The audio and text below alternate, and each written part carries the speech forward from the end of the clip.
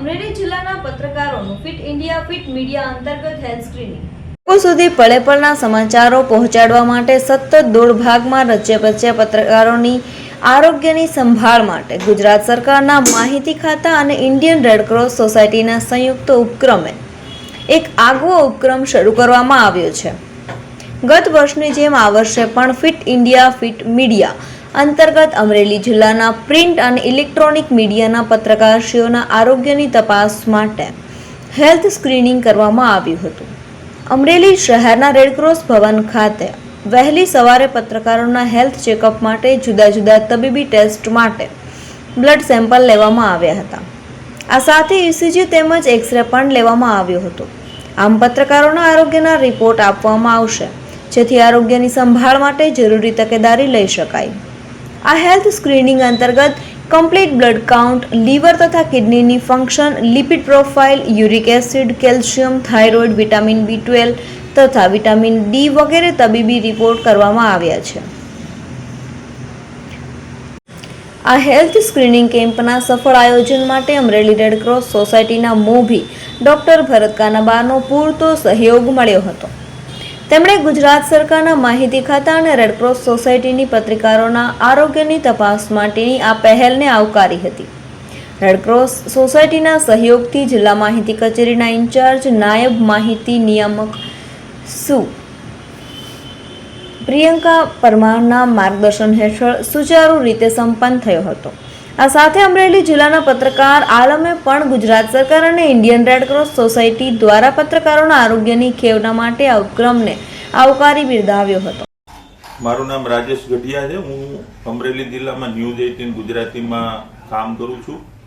છેલ્લા 2 વર્ષથી જે રીતે મીડિયા કર્મીઓને સ્વસ્થ રાખવા માટે ગુજરાત સરકાર દ્વારા આ કાર્યક્રમ ચલાવવામાં આવે છે। અમરેલીમાં પણ આ બીજું વર્ષ છે। ગયા વર્ષે પણ મેં તમામ ચેકઅપ કરાવ્યા હતા। ઘણા લોકોને જે અનડિટેક્ટ બીમારીઓ હોય છે તે આ સ્વાસ્થ્ય કેમ્પમાં સામે આવે છે અને ખૂબ ફાયદો થાય છે। મીડિયા કર્મીઓ ફિટ રહે તેના માટે રેડક્રોસ અને ગુજરાત સરકાર દ્વારા જે આ કાર્યક્રમ ચલાવવામાં આવે છે તે ખૂબ જ સરસ છે। મારું નામ મિલાપભાઈ હીરાલાલ રૂપારેલ। હું સાંજ સમાચાર જય હિન્દ ફૂલછાપ અમરેલી એક્સપ્રેસના બ્યુરો ચીફ તરીકે અમરેલી જિલ્લામાં કામ કરું છું। આજે રેડક્રોસ સોસાયટી અને ગુજરાત સરકાર દ્વારા પત્રકારોના મેડિકલ ચેકઅપ માટેનો જે કેમ્પ કરવામાં આવે છે તે ખરેખર સરાહનીય છે। અત્યાર સુધીમાં પત્રકારો રાત દિવસ મહેનત કરી સમાચારો માટે દોડાદોડી કરતા હોય છે, પરંતુ પોતાની તંદુરસ્તીનું ક્યારેય ધ્યાન રાખી શકતા નથી।